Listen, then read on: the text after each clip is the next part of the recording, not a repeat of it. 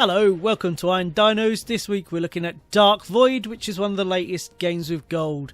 This is available from the 1st of April until the 15th, I believe. It's an Xbox 360 game. So 1938. It's an Xbox 360 game.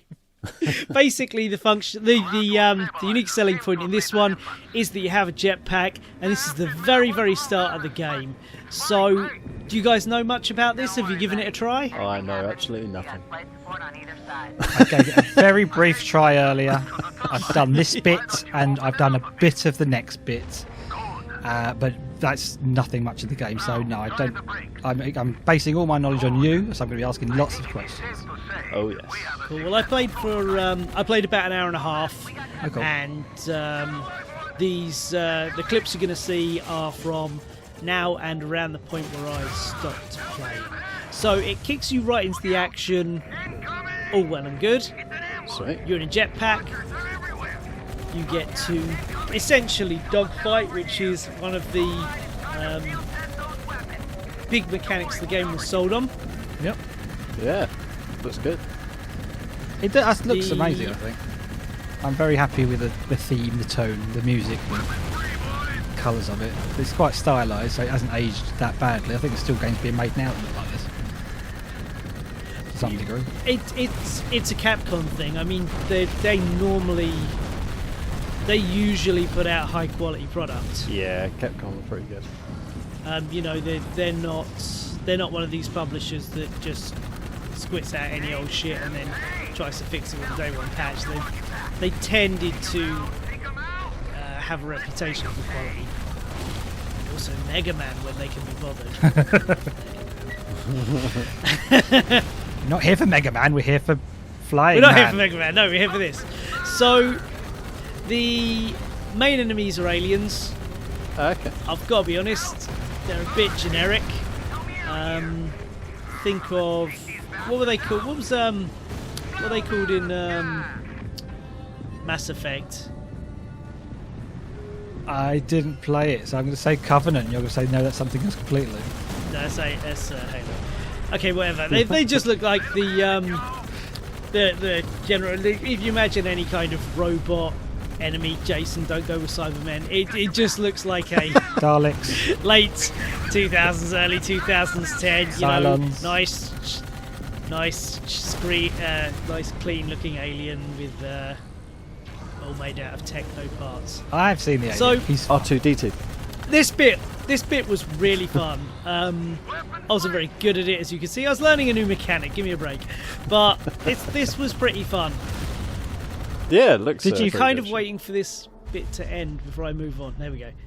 Unfortunately, so you get to play that little bit, and then there is a tremendous amount of running in a straight line and shooting in a straight line. Whereas this was kind of you don't get the jetpack for like half an hour. And even when you do, for the most part, it's just to kind of slow your descent. So that's why I want to jump forward to this. Because this is largely what the game was sold as. So this is the different kind of attack method. So as you can see, it's quite similar to your standard. It's got the bones of your walking walking forward with chest hovels. But you're actually climbing up a massive structure. Now here we come to it might be the difficulty I put the game on, but I found that everything takes too many hits to kill.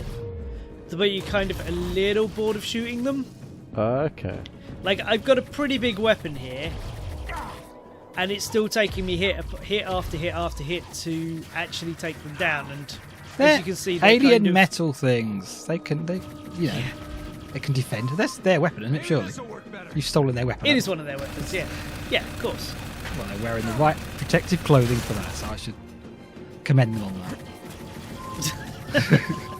Okay, so it's quite but there's, strategic in how you like move up the level. I wish it were, but I found it very... Like, in the same way that dude is quite endemic of it, it's at that one point. It's not moving from that one point, and it's just going to kind of hang over and shoot at you. Right. This is actually very linear. You have to. Well, it is a gorgeous set piece. It looks really pretty, and it's and obviously the perilous drop beneath you would be a concern if you could fall off or get knocked off without being killed. Oh, you can't get killed. knocked off. No. Right. So it kind of rends it a bit mute, and it kind of makes it a little more linear than actually having the usual corridor and wide area that you can run around. I'm going to dispute you on ironically this, enough. because I managed to die. Not in this bit, because I didn't even get this far. But I managed to die.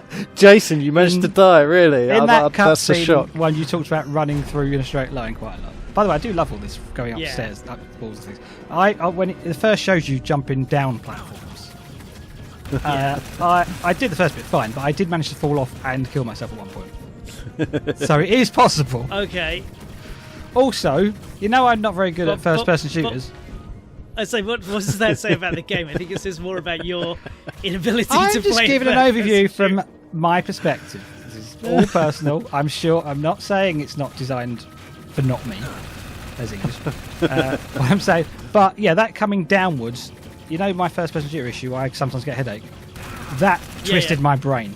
I could not cope with the Really? One thing it did just made my brain go. Couldn't do it.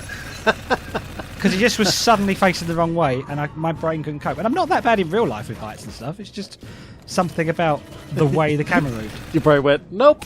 It did. I had to go and lie down, and I was fine up until that point. Anyway, I cut it out, but something that made my brain go whoa is the fact I found an awesome glitch, as I want to do. I finished. Shortly before this, you have to fight two of the larger enemies, which have like a rocket launcher face and stuff like that. And I managed to, in killing him, I managed to set off a blast while also trying to grab cover, and it actually put me in the rock I was trying to get cover over.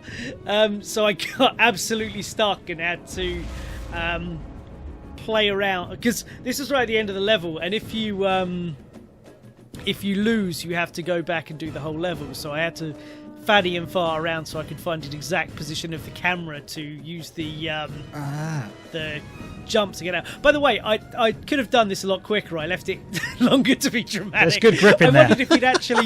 I wondered if he'd actually fall if you left it long enough, but I don't think he does. I was wondering what you was doing. just hanging around. Yeah, absolutely. How did you find the flying? In the first section, it was quite fun.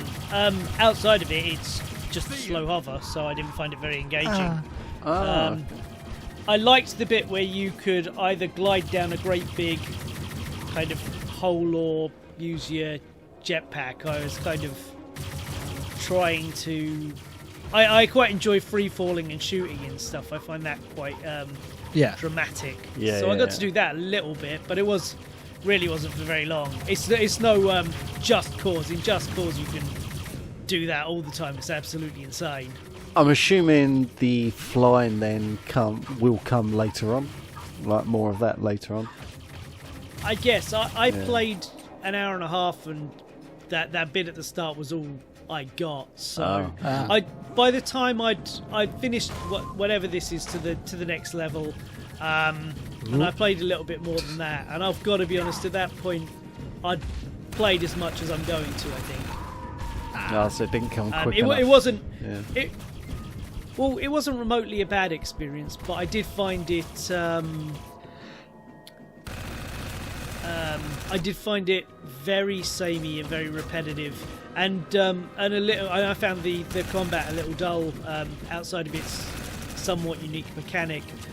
There's actually I cut it. There's quite a nice dynamic between the two lead characters. I've got this fellow and a woman who's with. So far, I'm not overly sure why it didn't let you choose which character you wanted to play as they're both kind of going through the same thing. They both seem equally competent, but there we are. I got a bit of it wasn't enough that I was desperate to see where their adventure goes from here. Okay. Gotta be honest, I wasn't running to play it again either after. I enjoyed the first bit. It's fine. It got like a sort of Indiana Jones Saturday matinee style thing, That storyline is to something I it. very much... Yeah, heavy Indiana Jones vibes from this. Oh, okay.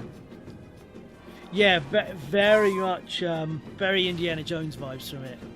So I'd probably suggest it for fans of that. Is most of the levels orientated like this? No. Oh, okay. No, most of it that I played is... That's the problem. Most of it I played was just... somewhat varied, but mostly of a theme of chest-high walls running forward. There she is. And So that bit doesn't make sense to me. You got a jetpack, dude. Why are you reaching? I know. Any final thoughts anyone wants to give? So Ava, with us, what Yeah, it looks pretty good. Looks from what I've seen there, looks like a game I'd definitely play. It was you who walked out that morning. I'm not sure, like you said, how I'd get on with the whole Just changing like the subject. not flying aspect, because that to me did seem like the most funnest bit. Oh, it definitely was. Even though I was terrible at it. But yeah, definitely worth a go. I like the atmosphere. I like the I- music. I like the general style of the thing. I like the idea of it. I love the fact it was set in like the between the wars, because I wasn't expecting that at all when I first saw the advert for some reason. Don't know why. But yeah, the gameplay didn't draw me back in after my initial run through.